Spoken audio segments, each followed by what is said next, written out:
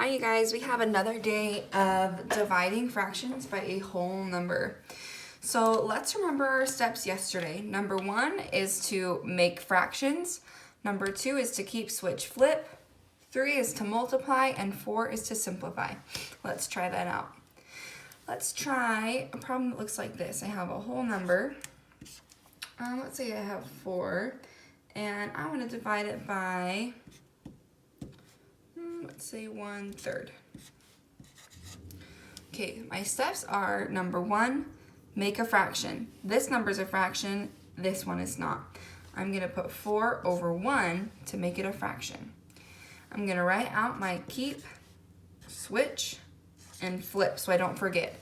Notice how I lined up each step with each part of the problem. This part I keep, this part I switch, and this part I flip. So step number 1, I keep this. Keep it the same, done. Next, I switch this. I switch it from a division sign to a multiplication sign. Done with that.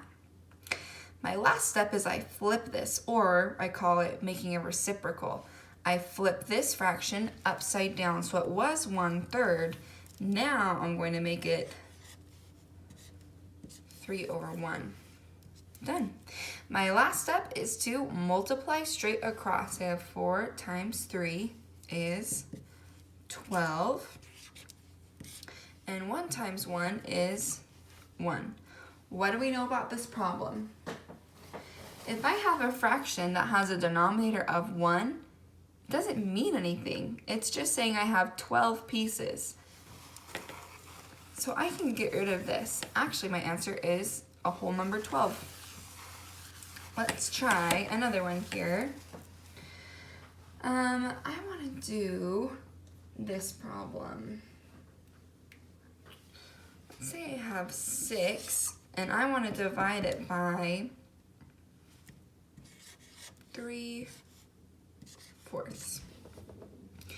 My step number 1 is to make a fraction. This number is a fraction, this one is not. So I'm going to put a 1 under it to make it into a fraction. Now I need to do my keep, switch, flip. Keep this fraction the same. Switch this division sign to a multiplication sign. Done those 2 steps. And my last step is to flip this one. I have 3/4. I'm going to flip it upside down. So now the 4 will be on top and the 3 will be on bottom. Now I flipped. My last step is to multiply straight across. 6 times 4 gives me 24. And 1 times 3 gives me 3. Well, what do I notice about this problem? This is an improper fraction. This is when I have a big head and a tiny little body, and that's not how we like our fractions to look. So that means we need to change this to a mixed number.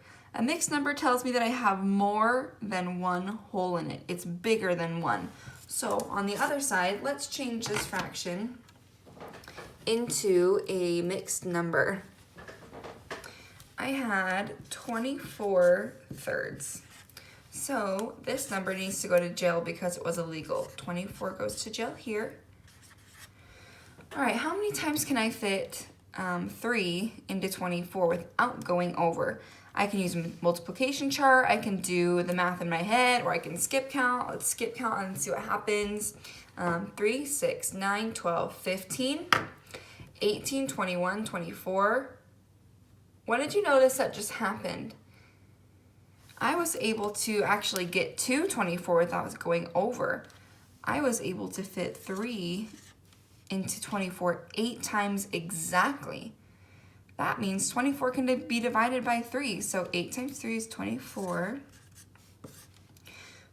4 minus 4 is 0, and 2 minus 2 is 0. So I have a remainder of 0.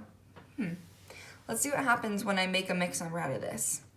So my whole number is 8. That's how many times I was able to fit 3 into 24. My numerator is 0, and my denominator is 3. You guys know this.